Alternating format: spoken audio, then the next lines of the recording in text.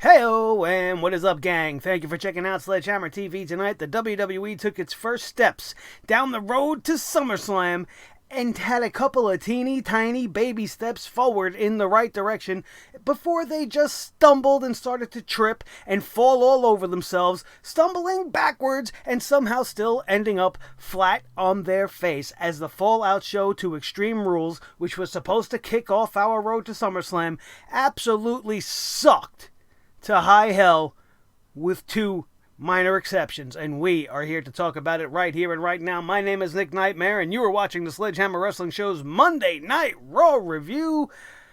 Let's do it. The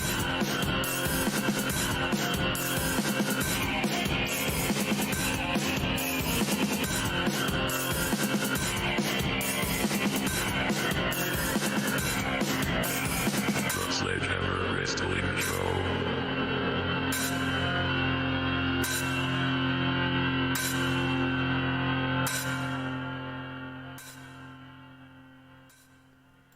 If this indeed was the first attempt of Monday Night Raw underneath the regime of Paul Heyman, then we are in for a long and terrible ride. What did I tell you guys when they made this announcement in the first place? A, it's not going to make a lick of a difference, because no matter what Paul Heyman might come up with, no matter what Eric Bischoff might come up with, at the end of the day, it has to go across the desk of that crazy old man.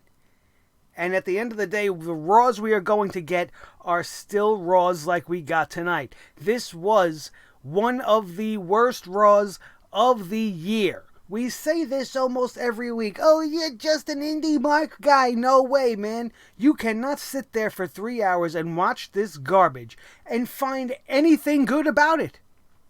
Nothing.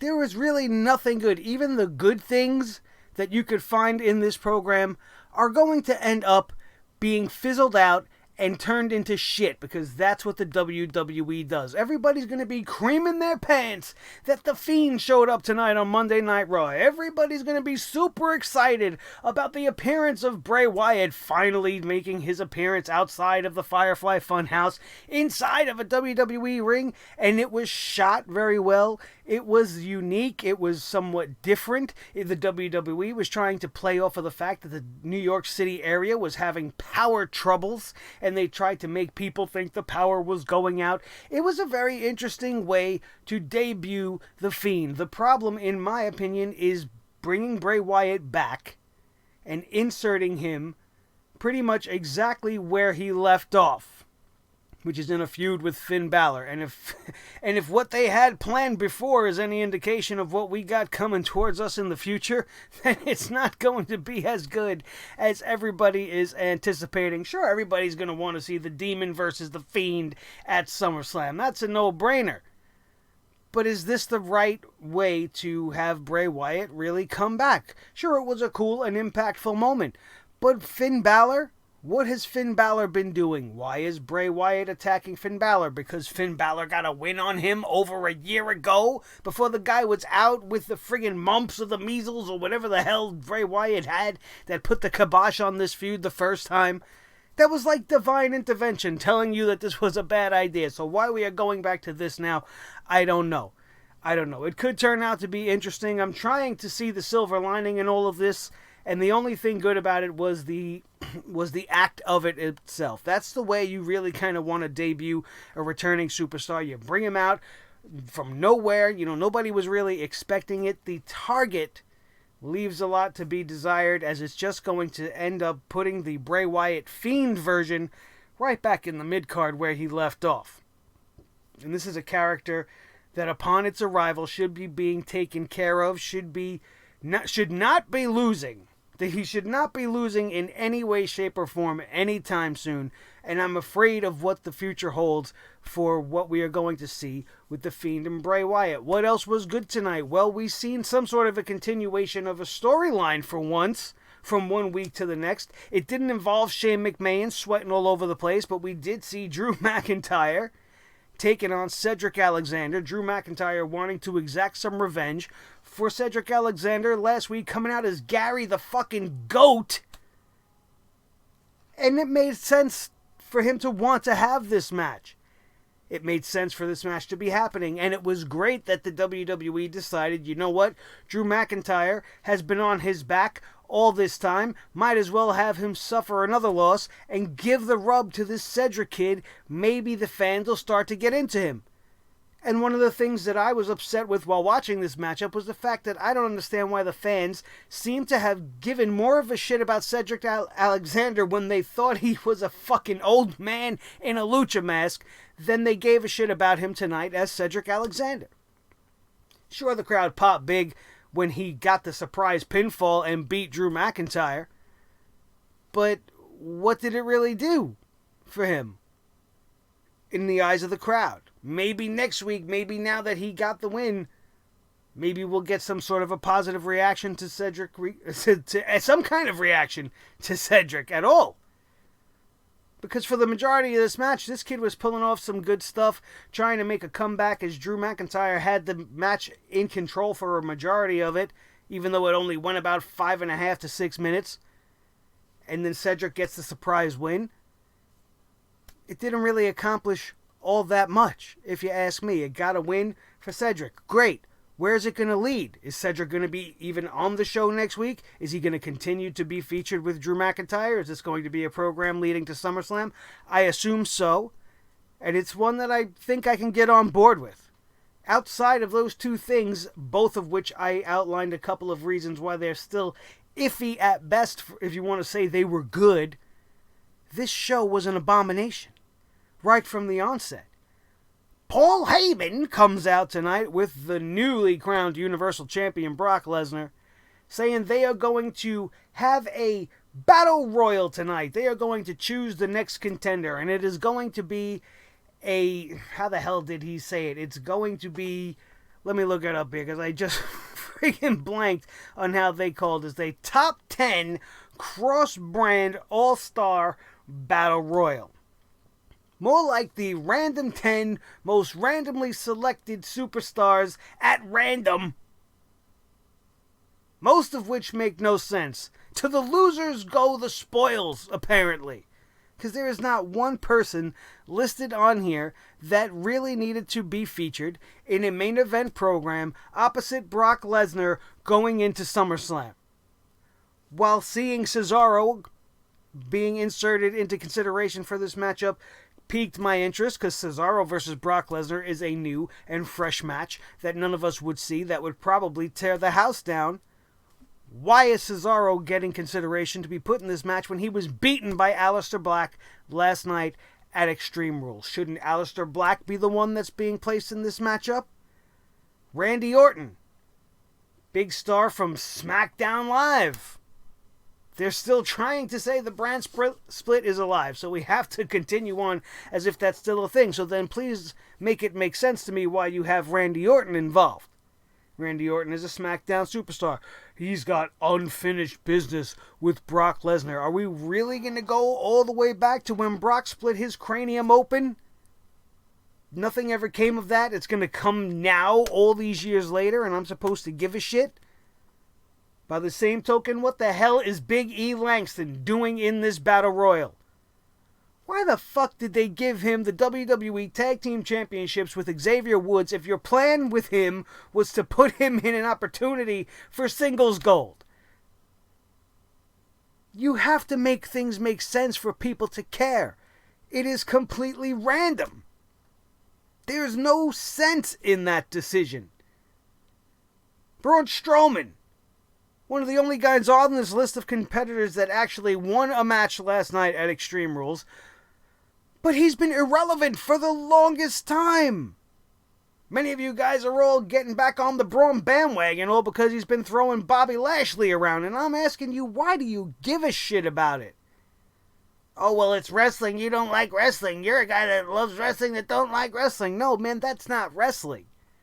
That's more of the WWE style of just taking who they think is cool and shoving them down our throats. which is why he's being paired with a guy like Lashley, who you could say the exact same thing about. Here's two guys the WWE want the fans to care about, so we're just going to keep putting them in situations where they nearly kill themselves until the fans finally come around. This fan is not going to come around. I have no reason to care about Braun Strowman. Do you want to see another Braun Strowman versus Brock Lesnar match? I don't even think Braun Strowman wants to see another Braun Strowman versus Brock Lesnar match. Ridiculous. Rey Mysterio. Rey Mysterio was infamously squashed on SmackDown Live just last week. And now he's being placed in the championship opportunity. For what? For what reason is he in this matchup? Baron Corbin lost last night at Extreme Rules at his attempt to procure the Universal Championship, and he's being rewarded with another opportunity to win and get another shot to do so. Why are we giving the shots to the losers? Bobby Lashley. Bobby Lashley lost. The last time we seen Bobby Lashley, we don't know whether or not he was even on his feet by the time the ref counted to 10, because there was no camera in view of Bobby Lashley's destroyed body on the outside. But apparently he's okay enough after being power slammed off of the second level of the arena last night into the abyss, but he's okay and he doesn't have any body tape around him. He's not selling any injuries. He's just there in this battle royal looking for his shot at the Universal Championship, and I'm supposed to be okay with this. You're supposed to get on board and you're going to sit there and tell me, oh no, well, it's the battle royal, it was so great, man. No, it wasn't. No, it wasn't. Explain to me why Sami Zayn was in this match at all. You got Kevin Owens going out there on a rampage, calling out the WWE for not putting real superstars in real opportunities, and having Shane McMahon all over TV, but you don't put Kevin Owens in this match, you put Sami Zayn in this match. For what? And if you were watching on social media all day when the WWE announced that this 10-man Battle Royal was going to be happening, leaving the surprise out of it for most of us, the graphic and the picture had a different competitor in mind, and either somebody in the WWE doesn't know the fucking difference between Daniel Bryan and Sami Zayn, or they goofed, or Daniel Bryan was supposed to be part of this matchup and was pulled at the last minute for some reason. And I'm asking why these type of things happen in a company that's supposed to be the best professional wrestling company in the world. Nobody gave a shit. Sami Zayn's picture came up on the Titantron. You can hear crickets falling asleep in the crowd. Not making any noise. I think people were more shocked. Oh shit, like, why? Sami Zayn? What the fuck? Why? And then obviously Roman Reigns going to be added, who got spatterings of cheers, but the boos are already starting to rain down on the big dog. And I'm looking at this whole entire field of competitors, and I'm saying Randy Orton versus Brock Lesnar, I'll give you that one. It doesn't make sense to go back from something that happened so far in the past to make this program work in the present, but at least it's something. Right? There's something they can grasp onto and make something out of. Randy Orton is from SmackDown. That's another thing that makes absolutely no fucking sense. So while there is all that shit that doesn't make sense about it, that's a matchup that I wouldn't mind seeing. The same can be said for Cesaro. Like I already mentioned, I would love to see that match at some point down the line.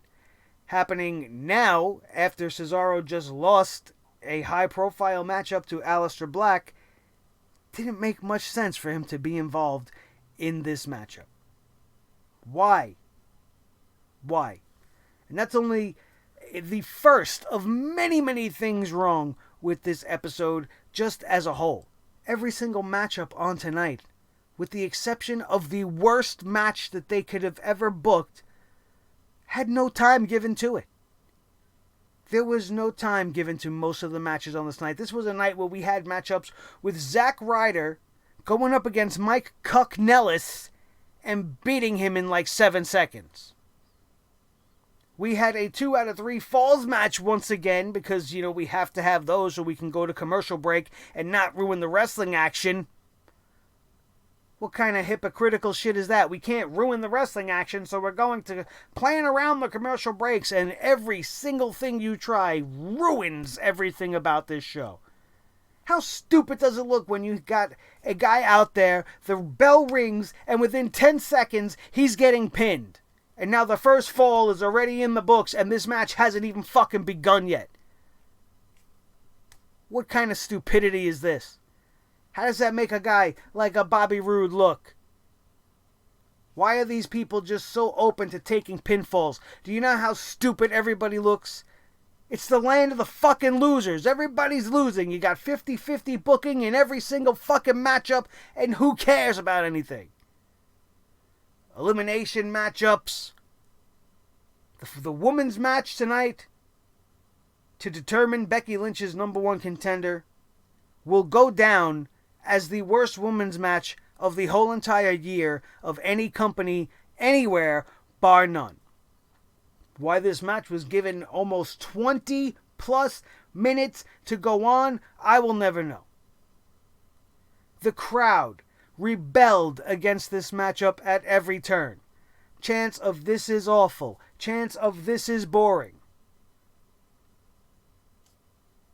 What are they doing? And we went through this whole long, arduous process of this elimination match in the third hour of Monday Night Raw to crown Natalya the number one contender. Natalya? Over Naomi?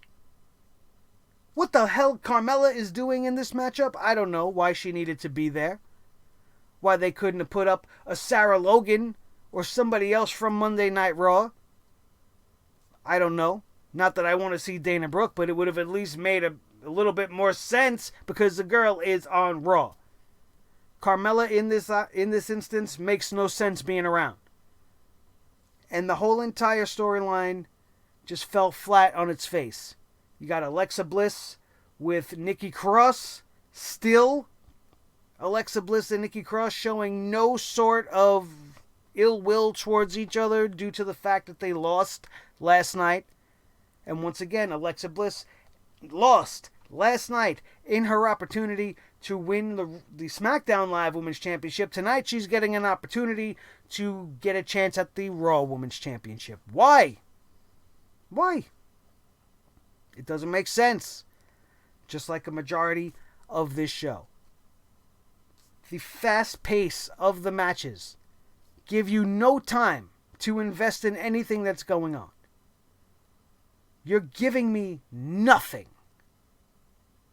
I'm not going to give you anything if this is the type of shit you're going to give me. All I'm going to give you is this fucking hammer across your skull. How about you give me a 2 out of 3 falls, no disqualification match with whoever the hell wrote tonight's show, and I guarantee you I will exact my vengeance upon him. Because this is fucking dreadful stuff. Just absolute bottom of the barrel creativity.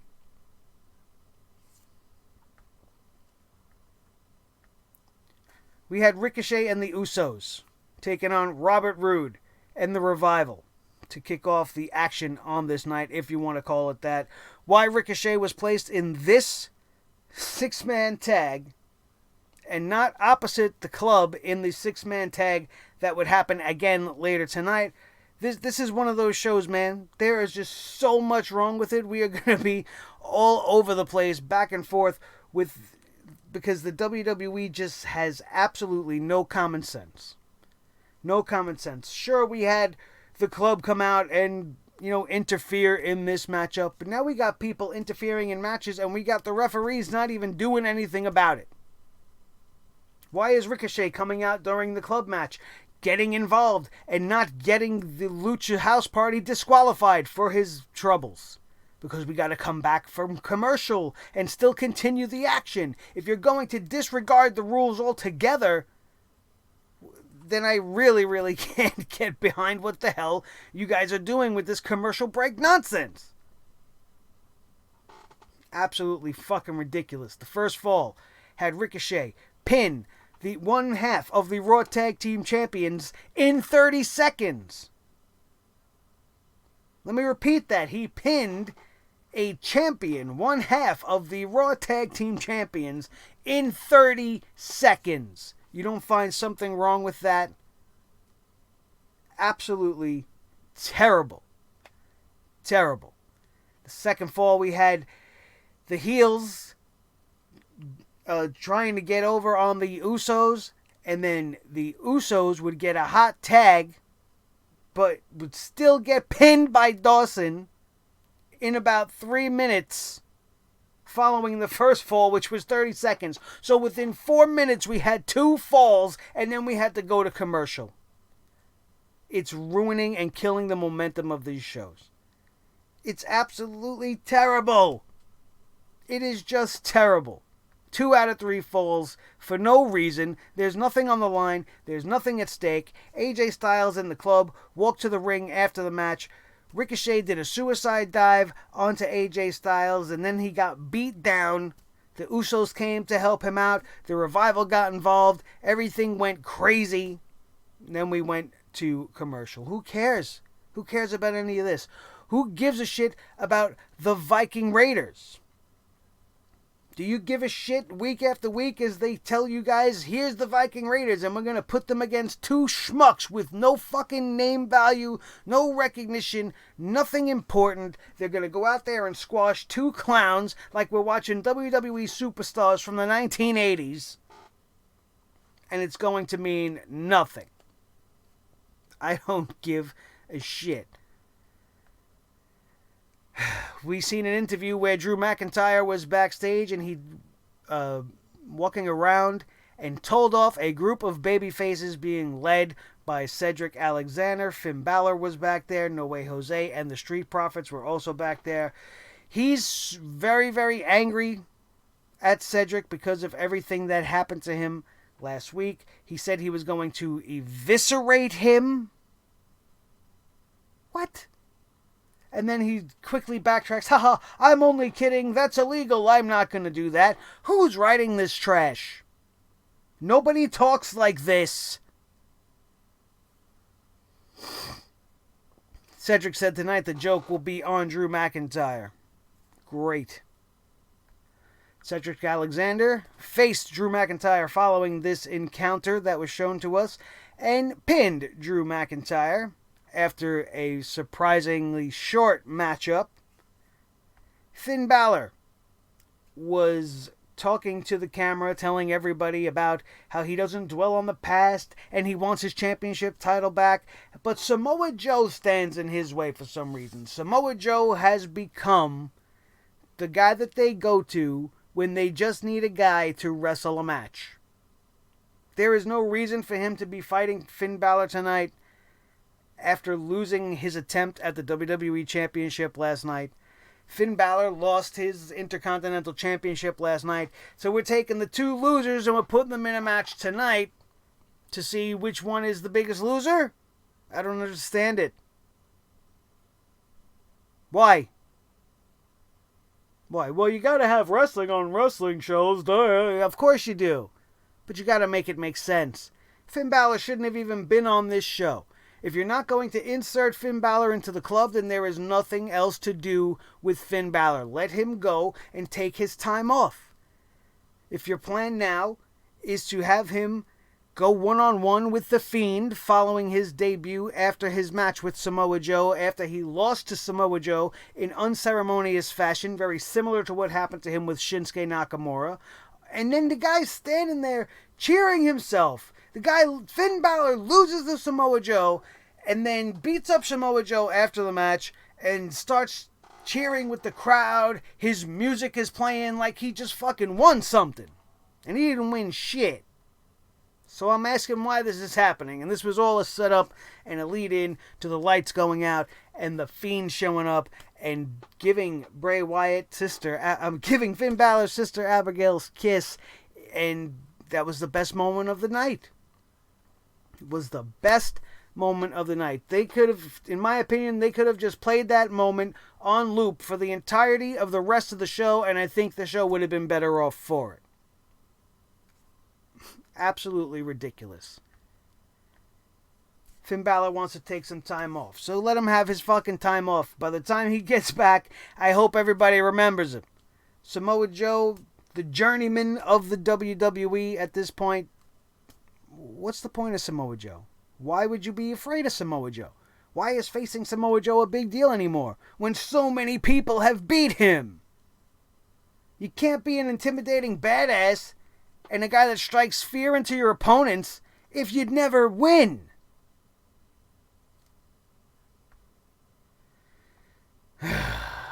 It was a very, very crazy, crazy segment.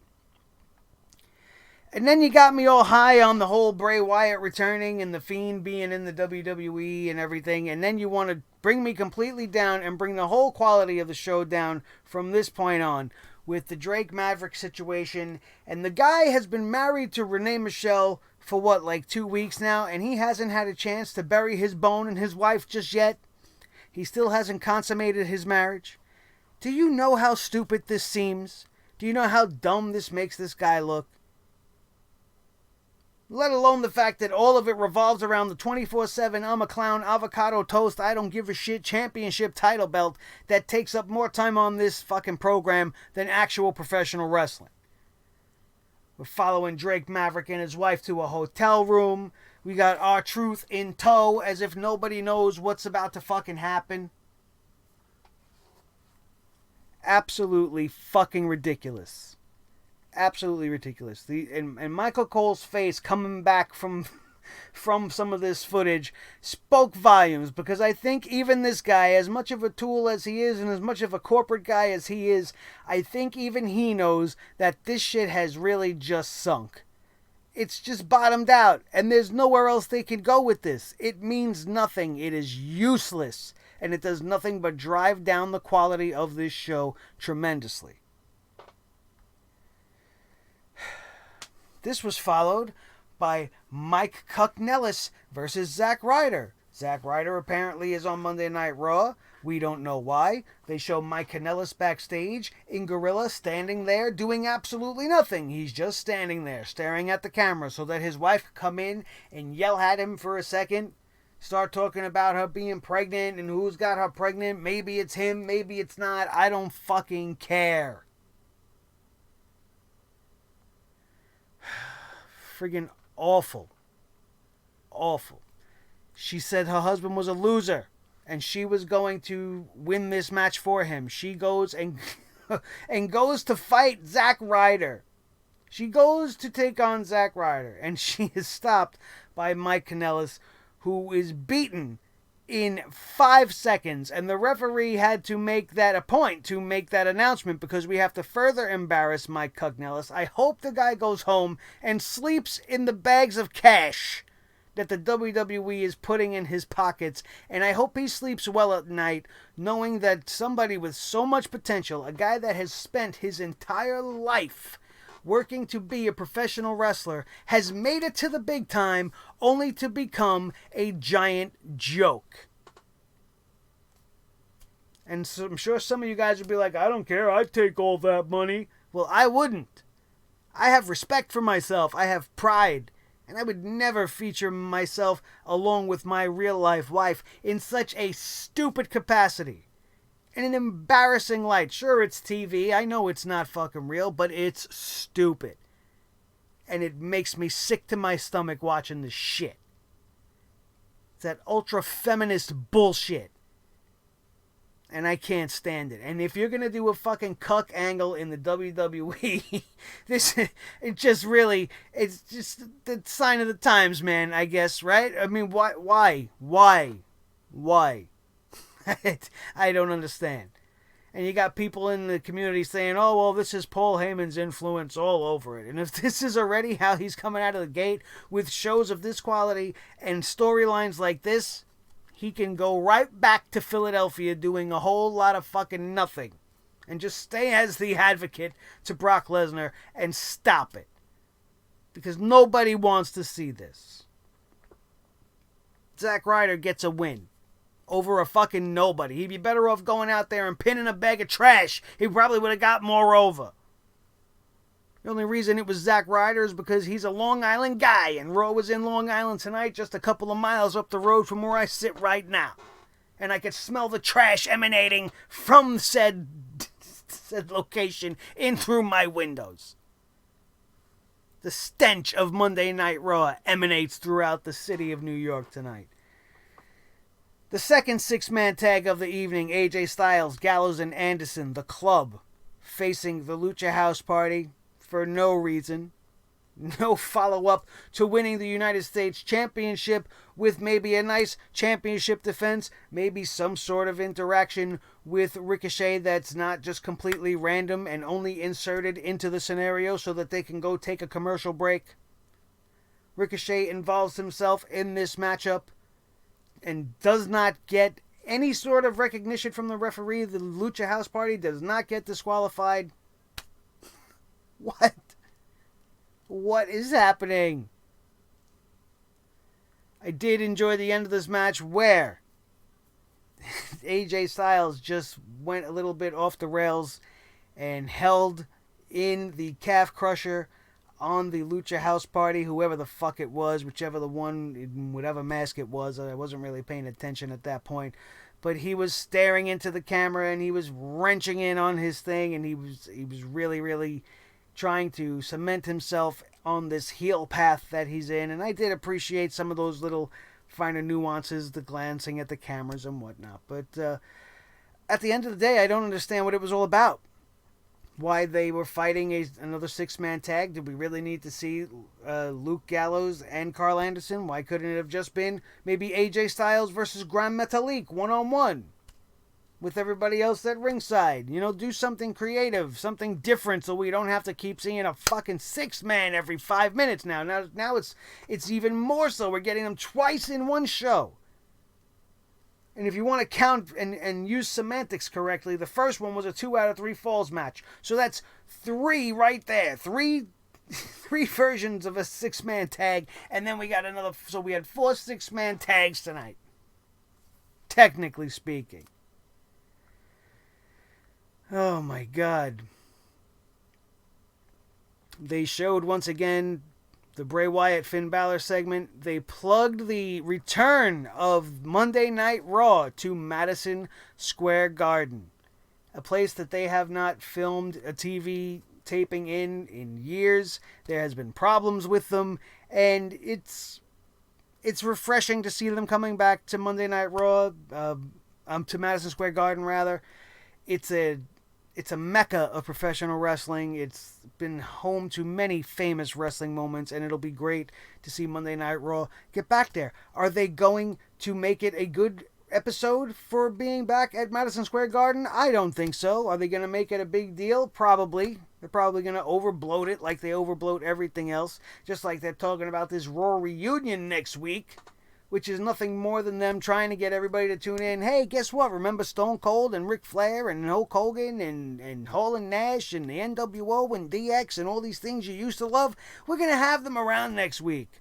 We're not going to give a shit about building SummerSlam or making interesting matches. We're just going to rely on the old to bring in the eyes of the new, which makes absolutely no sense.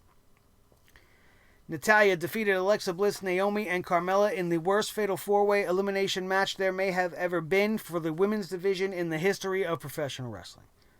This was a long, slow, boring affair with Alexa Bliss pretty much playing goaltender for the entirety of the matchup. And what I mean by that, if you don't get the analogy, is every time somebody else did all the work, she tried to stop them from getting the pin and then would put herself in the position to try to win the matchup. And throughout the entirety of this match, that's all I thought was going to happen, and we were going to get a rematch with Becky Lynch and Alexa Bliss at SummerSlam. And the whole Nikki Cross angle would continue on in that direction. To my surprise, it would be infinitely worse. While Natalya is a much better in-ring competitor as Alexa Bliss, inserting her opposite Becky Lynch by having her win this matchup makes no fucking sense. Why are we going backwards? Who cares about this? I don't care how many times these two girls can call themselves bitches and start to get mad and catty with one another. It doesn't mean shit. I don't care.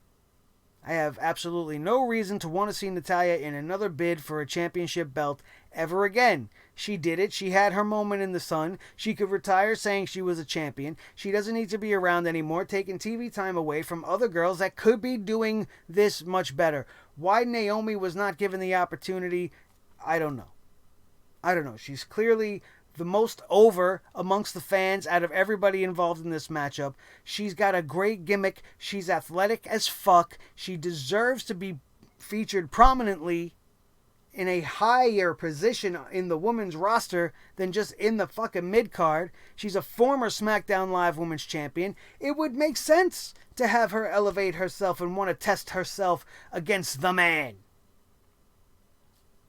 But no, we're going to go with Natalya. Oh, excuse me. I didn't realize I just fucking fell asleep. Awful. Carmella's involvement in this match made no sense. Who cares? This match was so fucking bad that at one point, while the crowd was getting all over it, Nikki Cross took the microphone and started yelling at the crowd for booing Alexa Bliss, which only made things infinitely worse. Fucking terrible. We heard "you suck" chants. There was another chant going on, "let's go Cena, Cena sucks." That's how bored the fans were. They were having fun with John Cena, who wasn't even there. I'm pretty sure I heard also a Goldberg chant. Awful. Natalya locked in the sharpshooter for the submission, and the fans went nuts when Alexa Bliss tapped out. Because the match was over, not because they were happy that Natalya won. It will now be Becky Lynch versus Natty at SummerSlam for the Raw Women's title, and could you care any less? I don't think so. The fucking interview that followed was even worse.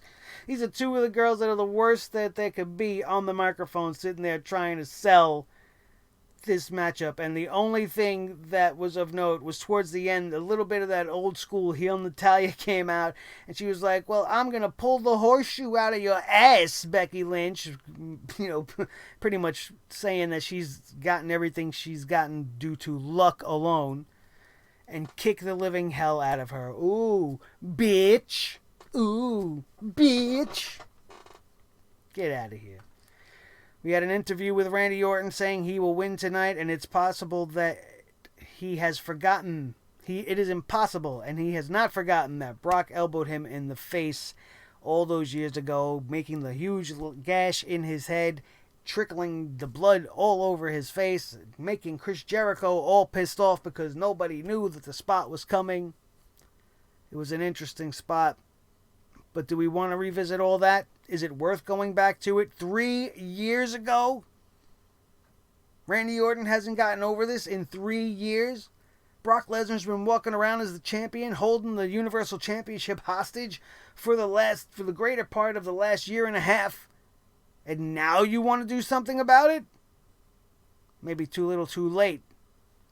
Just like it is with Dolph Ziggler. Why is Dolph Ziggler requesting time on Miz TV? The Miz grants him this segment, and we get one of the worst Miz TV segments that there was ever produced. And that's saying something, because most of the times the Miz's fucking segments are just god-awful. And you got Dolph Ziggler coming out there. He requested this interview so that he can go out there and shit all over the Miz, his supposed best friend. And I'm saying, why?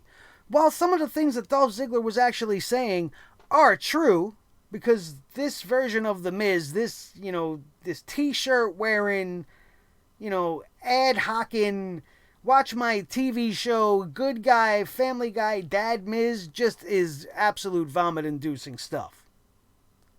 So he had a point, and it might have been better served coming from somebody that maybe we give a shit about. Because who gives a shit about Dolph Ziggler? And why the hell do you give a shit about what the Miz is doing? You can't get your own shit in line. You just got embarrassed by Kevin Owens 24 hours ago, and now you're out here taking it out on the Miz. For what? So we can have a battle to see who's the biggest fucking loser from Ohio? This was fucking stupid.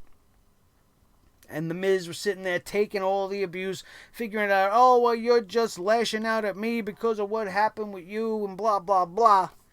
Until, of course, Dolph Ziggler has to mention Maurice for some reason. I have no fucking idea. The Miz only cares about fame and fortune, just like his wife. Blech. And that was it. Now the Miz was all pissed off. And now we got this. You moved Dolph Ziggler away from Kevin Owens in 15 seconds so that he can go and fight the Miz? Next. Speaking of next, we go to commercial break. And after the commercial break, Drake Maverick is apparently going to be having sex with his wife on TV while being followed by cameramen during Monday Night Raw. Drake Maverick stripped down to his little skivvies, wrapped himself with the Avocado Championship at one point. Next thing you know, R-Truth comes out of nowhere, splashes him onto the bed, gets the pin. R-Truth is your 24/7 championship. That's it. I'm not saying anything more about it. I'm sorry.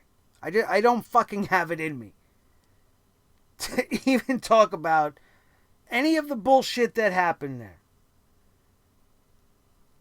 And the fact that this man's been married to this woman for weeks and has not banged the shit out of her is unforgivable. And why we're wasting time showing all of the shit Roman Reigns is doing outside of pro wrestling.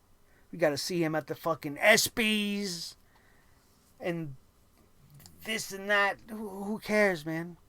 You don't got time to show me fucking wrestling. You got people wrestling in matches that are 3 minutes long, but you could show me this? I don't care. I don't care. The main event tonight, Seth Rollins wins the cross-branded All-Star Top 10 Battle Royal.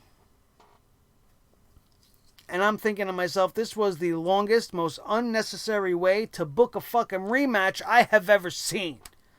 Why they couldn't just come out and say Seth Rollins is being granted a rematch thanks to the rematch clause because he lost a championship title. It's not like Baron Corbin, who keeps fucking losing his matches and is just gifted opportunities. Seth Rollins is being forced to earn his opportunity, and that's not so bad. That's not so bad. But I hated this. I hated this whole entire thing. Normally, I'm a sucker for a battle royal, but it's only 10 men. The 10 men involved, I could care less about. You had to have the feeling going in that Seth Rollins was going to win because really, legitimately, none of the other contestants really made sense. Roman Reigns is a SmackDown guy. Randy Orton is a SmackDown guy. Ray is irrelevant. Braun is irrelevant. Lashley is irrelevant. Who else are you going to fucking give it to? So now we go around and around this long-ass carousel just to get to a fucking WrestleMania rematch. I want you guys to understand that this match started with less than 15 minutes to go in the show, which means that they gave more time to the women's fatal four-way bullshit massacre of a match than they did the match to determine who was going to be the number one contender for what is supposed to be the biggest championship in the company. Just wanted to point that out to you guys right there. I didn't really pay too much attention. I'm going to be honest. I didn't care. And I didn't really watch the main event. All I know is that when Seth Rollins won, Paul Heyman took the mic and he talks about how Seth Rollins is going to be beaten and victimized and brutalized by Brock Lesnar. And I don't care. The first two matches the WWE decide to book for SummerSlam completely generates zero interest for me. Why are we going back to something we already did at WrestleMania? Oh, can he do it again? Again? What fucking human on the face of the earth is going to be able to beat Brock Lesnar in 2 consecutive matches? Brock Lesnar is going to remain our champion after SummerSlam, And I have no idea what the future is in store for us. This was a poor fucking excuse for a show. This was an absolutely terrible, terrible night of Monday Night Raw. And there's so much about it that was just absolutely wrong. There's so much that I still haven't even fully wrapped my head around this show in its entirety. It was just fucking awful. With the exception of the debut of Bray Wyatt and the match between Drew and Cedric. What did we see tonight? We had contenders that made no sense. We had many, many spots on the show tonight in general that made absolutely no sense. We had very quick, very ridiculously booked matches. More 2 out of 3 falls. More elimination rules. One of the worst matches the women's division will ever see. A boring-ass battle royal that couldn't maintain my attention. I have no reason to believe that Paul Heyman is going to fix this show whatsoever. If he truly had any input in tonight's show, which I don't believe to be the case, it's not going to work out. Because I know this might just be the beginning, but often your first steps are your most telling steps. And what did I say at the open of this show? They took 2 baby steps forward and then fell backwards and still landed on their face. That's like a near impossibility, but that's how much of a flop this company is. Extreme Rules last night started out pretty decent, but quickly nosedived down like an airplane crashing through the night. And tonight's Monday Night Raw was no different. It just continued. I've never seen a fucking runaway train that has been on fire just completely headed towards a fucking end destination that has got nothing but disaster written all over. And I don't know if I'm just exhausted from all the fucking wrestling this week. You know, we had a whole lot going on between All Elite Wrestling, between the Evolve show, and the Extreme Rules pay-per-view. I'm really, really kind of tapped out. A lot of you guys are asking me if I'm going to do an Evolve review, and I'm going to tell you no right now. I'm going to tell you the reason why. The reason why is because I have no interest in sitting here to talk to you guys for an hour or so about a show that's supposed to be championing an indie promotion and what they got going on there, but is really nothing more than a WWE jerk-off session in disguise, where all the WWE guys that have once set foot in Evolve on their way to where they are today littered that whole entire show. And while, yeah, we might have got some great matches here and there, that Evolve show was less about Evolve and more about the wrestlers that evolved from that company to the WWE. I was really fucking high on Austin Theory, though. I thought that kid was wild, man, and I would love to see him in the WWE one day, but they'll just ruin him like they ruin everybody else. I don't care. This was an absolutely ridiculous episode. If you watched this episode and you enjoyed yourself tonight, and I'm not talking about the Bray Wyatt incident. That is completely separate. That is an entity of itself. We are not going to include that in the overall synopsis of Raw. But for the rest of the show, you can't tell me this was a good show. You can't tell me anything looked any better or any different. Everything feels exactly the same. And that's the worst that could possibly be. Just like Extreme Rules. There was nothing extreme about it except how extremely disappointed I was in it by the time it was all said and done. And if you missed the wrap-up of that and the review and the reactions of Extreme Rules, it will be linked in the annotations up above, as well as our Hammering Hollywood playlist will be up there for you guys, which includes my hammering of Spider-Man Far From Home. It includes the Avengers and also Game of Thrones reviews.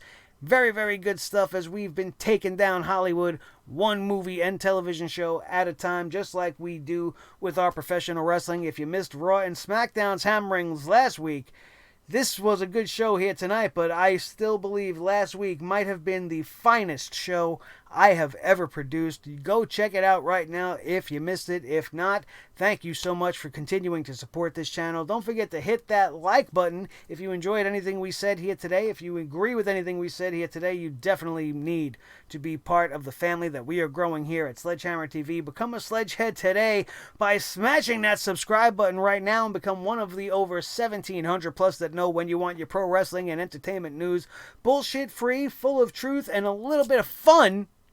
Sledgehammer TV is the place to be. My name is Nick Nightmare, and this is the team. Thor the Sledgehammer, the official Sledgehammer of the Sledgehammer Wrestling Show. His tag team partner, the World Heavyweight Champion of all the microphones in all the world, Mr. Blue the Snowball. The most important member of the team, as always, is each and every one of you. Like I said, I am exhausted. We are getting the fuck out of here. Thank you so much once again for being here, and we'll see you tomorrow night for SmackDown Live. One more fucking show to go before I can take one day and just be like, fuck wrestling right now. Because it's just a little bit too much. Even for a guy that loves it as much as me. That, my friends, is going to do it, and we are out of here, and we will see you next time right here on your new favorite wrestling show, the Sledgehammer Wrestling Show, only on Sledgehammer TV, right here on YouTube.com.